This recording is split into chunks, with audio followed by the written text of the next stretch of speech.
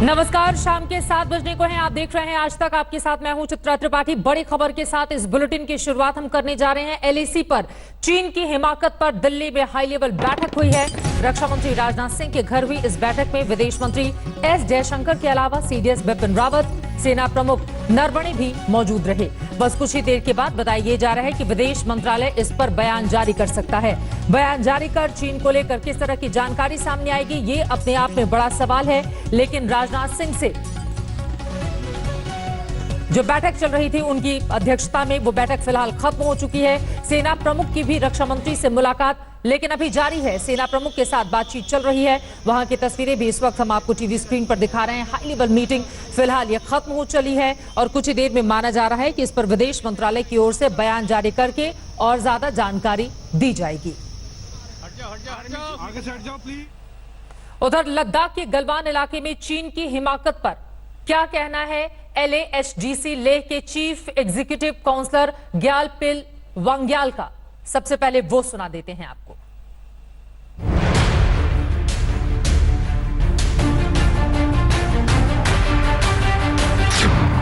भारतीय सेना के कमांडिंग ऑफिसर और 2 जवान शहीद।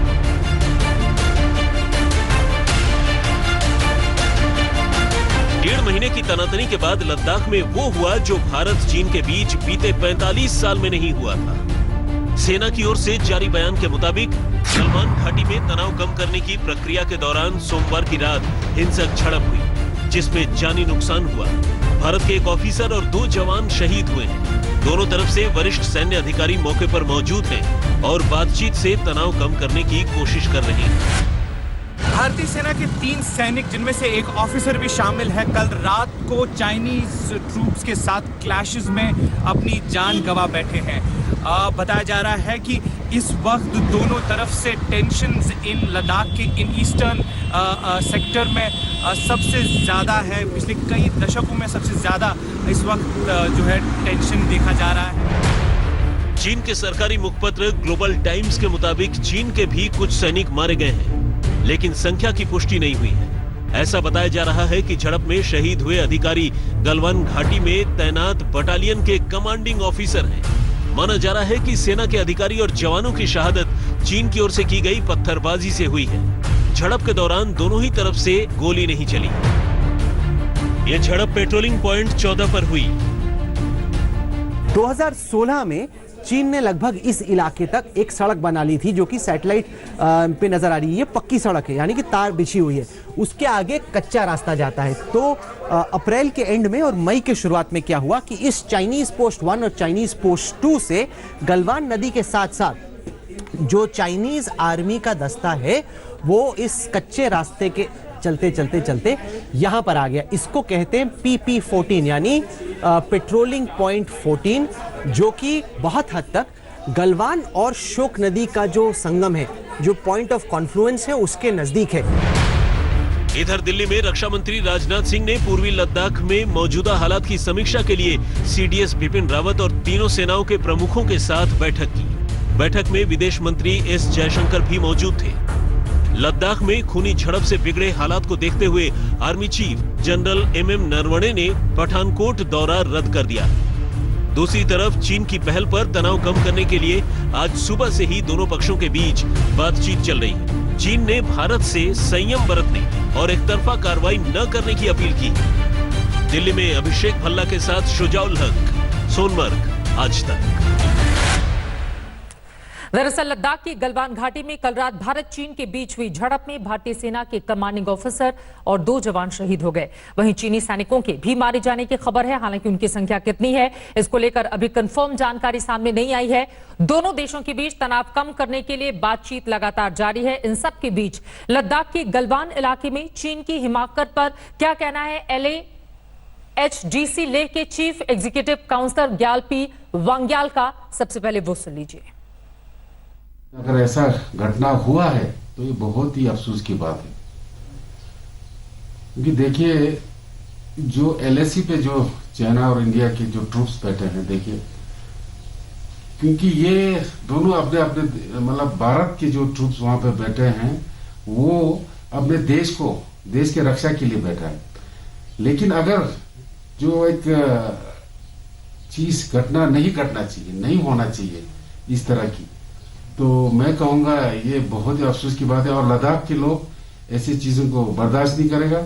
और हमें जो है अपने फौज पे, अपने आर्मी पे पूरा भरोसा है कि ये बराबर का जवाब देंगे। बेहद महत्वपूर्ण बातें इनकी ओर से की गई हैं और अब आपको मोहम्मद आमीन गलवान का भी बयान सुनाते हैं, जो गलवान रसूल के पोते हैं, जिनके बारे में कहा जाता है कि गलवान रसूल ने ही गलवान घाटी की खोज की थी और इन्हीं के नाम पर इसका नामकरण हुआ। सुनिए। उन्हीं ने उनका जो नाले का नाम जो ना गलवान नाला रखा, जो कि अभी जो ना बहुत मशहूर है, हमारा हिंदुस्तान का जगह है। इसीलिए अभी चीन जो ना उसी जगह के लिए वो क्लेम कर रहा है। वो क्लेम जो ना नहीं है, वो कम से कम 100-200 साल जो पुराना हमारा हिंदुस्तान का जगह है। मैं प्राइम मिनिस्टर से या हिंदुस्तान के फौजियों से, जनरल से ये रिक्वेस्ट करूंगा कि वो जगह किसी सूरत में भी हमारा ही रहना चाहिए, जाना नहीं चाहिए। हमें जब हम सुनते हैं रेडियो पे कि गलवान नाले पे जो वो लोग अंदर आया हुआ है, तो हमें बहुत अफसोस हो रहा है। हम भी चाहता है कि कम से कम हम कुछ ना कुछ करें। तो ये लद्दाखी जो ना पहले भी है, बहुत सारे जो जंगों में हिंदुस्तान के फौजियों के साथ जो शाना बचाना काम किया है, हम भी चाहते हैं कि हम तैयार हैं। लगातार चीन की हिमाकत जारी है गलवान घाटी के आसपास, वहां पर उसकी हिमाकत, और अब हिंदुस्तान की भी पूरी कोशिश कि उसको मुंहतोड़ जवाब दिया जाए। एलएसी पर चीन से झड़प के बाद भारत में कांग्रेस ने वहीं सरकार से सवाल पूछे हैं और इस पूरे मामले पर जवाब मांगा है। सुनिए। आज बड़ा चिंता की बात है, लद्दाख में हमारी फौज पर हमला बोला और यह नतीजा यह निकला कि हमारे कर्नल 2 जवान शहीद हो चुके हैं। हम प्रधानमंत्री जी से यह गुजारिश करूंगा, यह मांग करूंगा, ये गुहार लगाऊंगा कि ये बदला चाहिए। हमारे फौज पे जो हमला हुए हैं, इसका सही बदला चाहिए। इन खबरों को सुन पूरा देश क्षुब्ध है, रोष में है, परंतु प्रधानमंत्री श्री नरेंद्र मोदी जी और रक्षा मंत्री श्री राजनाथ सिंह ने पूर्णतया चुप्पी साध ली है। प्रधानमंत्री और रक्षा मंत्री को आगे आकर देश को जवाब देना चाहिए। पहला, क्या यह सच है कि गलवान घाटी में भारतीय सेना के एक उच्च सैन्य अधिकारी और हमारे सैनिकों को चीनी सिपाहियों ने मार डाला है? क्या यह सही है कि अन्य भारतीय सैनिक भी इस गंभीर हमले में गंभीर रूप से घायल हुए हैं? यदि हां, तो प्रधानमंत्री मोदी और रक्षा मंत्री पूरी तरह चुप्पी क्यों साधे हुए हैं? कांग्रेस पार्टी की ओर से ये सवाल पूछे गए हैं। वहीं एआईएम के मुखिया असदुद्दीन ओवैसी ने भी ये कहा है कि शहादत पर बदला ले सरकार। उनकी ओर से बाकायदा ट्वीट किया गया है। उन्होंने लिखा है, भारत के लोग गलवान घाटी में शहीद हुए 3 बहादुर जवानों के साथ खड़े हैं। मैं कर्नल और 2 वीर सिपाहियों के परिवार के लिए प्रार्थना करता हूं। सीओ मुहिम का खुद ही नेतृत्व कर रहे थे। सरकार को इन हत्याओं का बदला लेना चाहिए और यह सुनिश्चित करना चाहिए कि इन शहीदों का बलिदान व्यर्थ न जाए। उधर चीन ने लद्दाख में भारत की ओर से सड़क बनाने पर ऐतराज जताया था। यह बात टकराव की बड़ी वजह थी, लेकिन भारत ने सड़क निर्माण नहीं रोका। इसके लिए झारखंड से स्पेशल ट्रेन के जरिए मजदूरों को लद्दाख भेजा जा रहा था, लेकिन झड़प के बाद ट्रेनों को फिलहाल के लिए रद्द कर दिया गया है।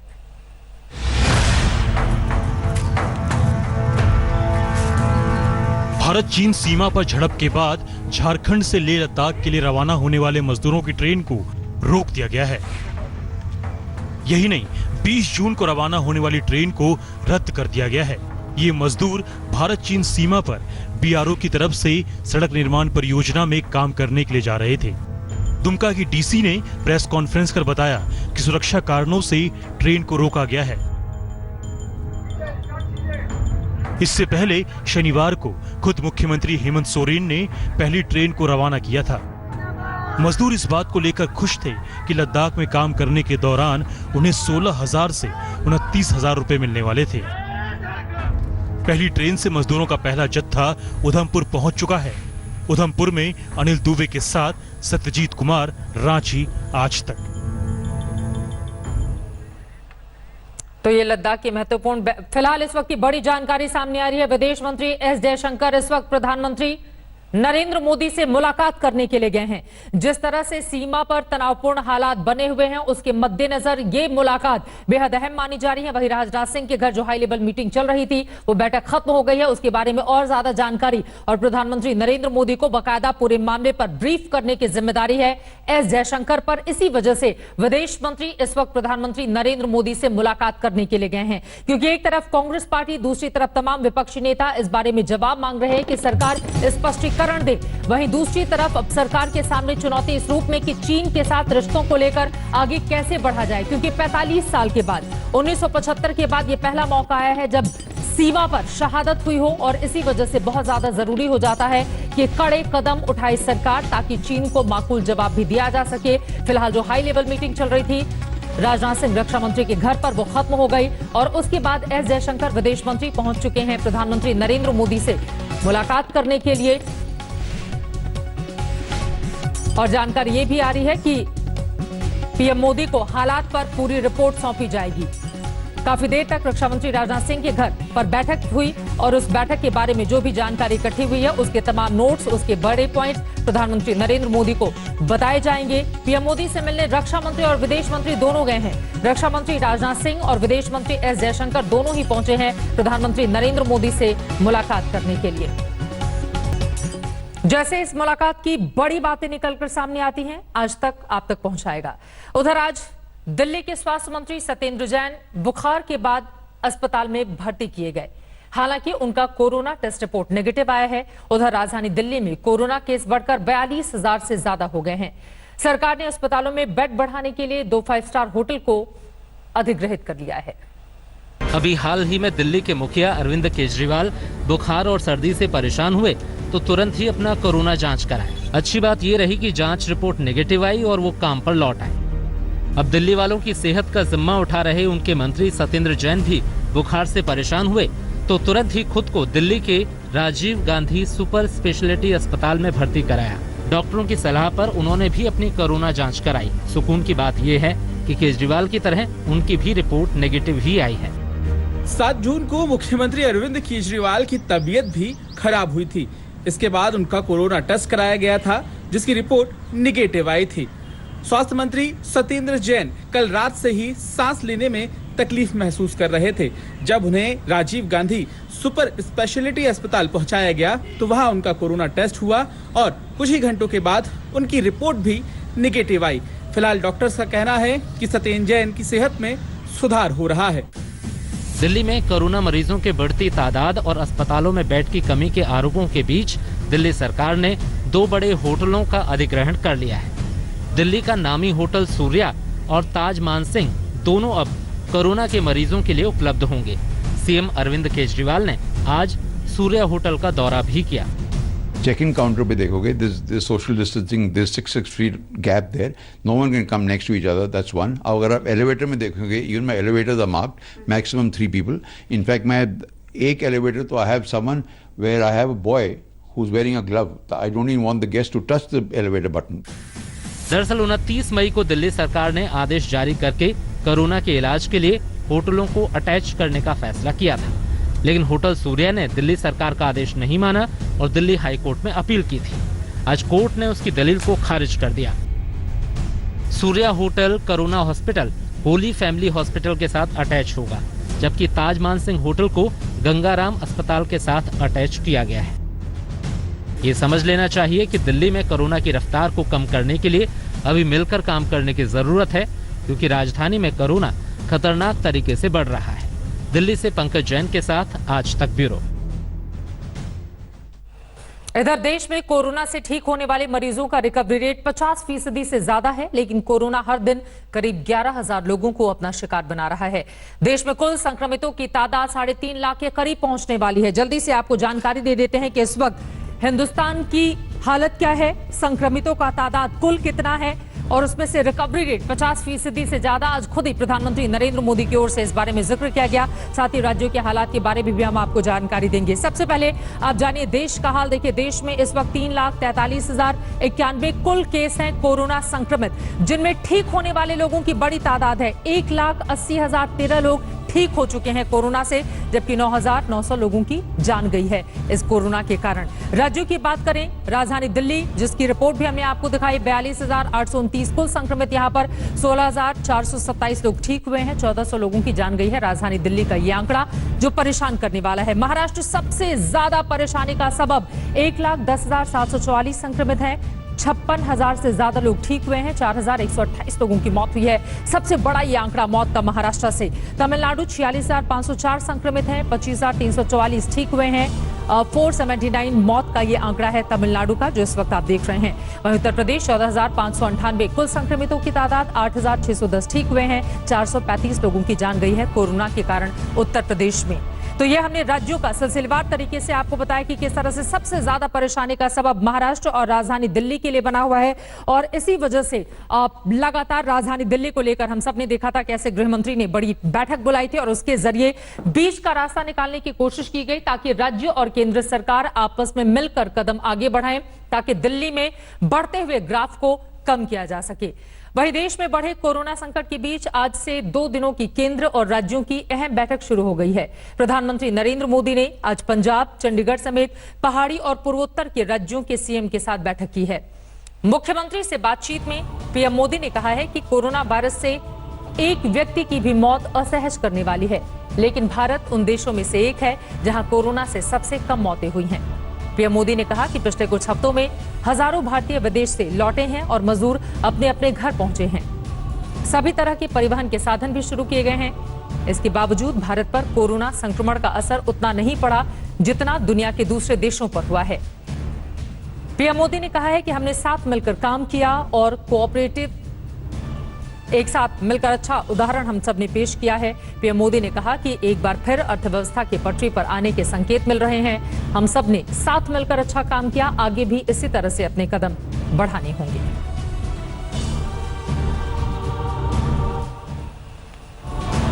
हमारी इतनी जनसंख्या होने के बावजूद भारत में कोरोना संक्रमण उस जैसा विनाशकारी प्रभाव नहीं दिखा पाया जो दुनिया के और देशों में कोरोना ने आफत पैदा की है। आज भारत में रिकवरी रेट 50% से ऊपर चला गया है। आज भारत दुनिया के उन देशों में अग्रणी है जहां कोरोना संक्रमित मरीजों का जीवन बच रहा है। कोरोना से किसी की भी मृत्यु दुखद है। हमारे लिए किसी एक भारतीय की भी मृत्यु असहज करने देने वाली है। लेकिन ये भी सच है कि आज भारत दुनिया के उन देशों में है जहां कोरोना की वजह से सबसे कम मृत्यु हो रही है। अनलॉक देश की मजबूरी है, लेकिन कोरोना के बढ़ते ग्राफ ने सभी के माथे पर चिंता की लकीरें खींच दी है। इसलिए सभी का फोकस इस बात पर था कि अर्थव्यवस्था को तो पटरी पर लाना ही है, साथ ही कोरोना को भी काबू में लाना होगा। इसलिए प्रधानमंत्री नरेंद्र मोदी ने मुख्यमंत्रियों के साथ बैठक कर साफ कर दिया कि सभी को मिलकर आगे बढ़ना होगा। अशोक सिंघल, दिल्ली। जान भी जहान भी इसी रास्ते पर सरकार आगे बढ़ती हुई। फिलहाल संक्रमित लोगों की जो तादाद है उसके मुकाबले ठीक होने वाले लोगों की संख्या ज्यादा है हिंदुस्तान में, ये एक अच्छी खबर है। आगे बढ़ते हुए कुछ और महत्वपूर्ण खबरें। क्या सुशांत सिंह राजपूत का बॉलीवुड के कुछ बड़े लोगों ने बैकआउट किया था और इस वजह से वो खुदकुशी के लिए मजबूर हुए? उनके चचेरे भाई ने ऐसे लोगों पर निशाना साधा है। वहीं महाराष्ट्र सरकार ने इस एंगल पर भी जांच के आदेश दिए हैं। सुशांत के चचेरे भाई और बिहार में बीजेपी विधायक नीरज सिंह सुशांत पर इस दबाव की बात खुलकर कह रहे हैं। कहीं न कहीं जो एक प्रेशर बिल्डअप हुआ है, अगर इस तरह का कोई कदम उठाता है तो निश्चित रूप से एक बड़ा प्रेशर बिल्डअप किया गया है और एक बड़ा षड्यंत्र हम लोग इसको मानते हैं कि बड़ा षड्यंत्र इसके पीछे हुआ है, तब जाकर के इस तरह का उसने स्टेप उठाया है। तो इसके लिए जांच का आदेश दे दिया है महाराष्ट्र सरकार, हम उनका अभिनंदन करते हैं। 33 साल का लड़का था, इतना ऊपर चला गया, इससे खतरा होने लगा था लोगों को। सब लोग घबराए हुए थे, बड़े स्टार घबराए हुए थे कि इतना फास्ट कैसे भागा। तो कौन सा करियर इनका, इतना बड़ा इतना पूरा लंबा समय, इसका 40-50 साल अभी पड़ा हुआ था लाइफ पूरे फिल्मी दृष्टि में। तो इसको तो घेरने का एक अभिमन्यु वध जैसे हुआ ना महाभारत, वैसे इसको वध करने का। मुंबई के अभिभावक मंत्री असलम शेख ने कहा कि अगर बॉलीवुड के कुछ बड़े लोगों ने सुशांत का बॉयकॉट कर रखा था तो उनकी जांच होनी चाहिए। जांच का आदेश दिया है और उसके बाद जिस तरीके से कुछ लोगों ने ट्वीट किया है, कुछ लोगों ने ओपन आके कहा है कि सुशांत सिंह जो है उसका एक पीड़ित था। अब डेफिनेटली जब जांच होगी तो उनसे पूछा जाएगा, उससे पूछा जाएगा तो उसके जो कनेक्टेड लोग होंगे, जिन्होंने भी प्रेशराइज करने का काम किया होगा, जो बड़े चेहरे होंगे, बड़े प्रोड्यूसर होंगे, इस तरीके की हरकत किए होंगे, तो डेफिनेटली आप देखिए कि आने वाले दिनों के अंदर उनको उस पाप की भुगतना पड़ेगी। नमस्कार, मैं हूं अंजना ओम कश्यप। हमें उम्मीद है ये वीडियो आपको पसंद आया होगा। लेटेस्ट खबरों के लिए यूं ही देखते रहिए आज तक, और इस वीडियो के पसंद आने पर लाइक, शेयर एंड सब्सक्राइब करना ना भूलें।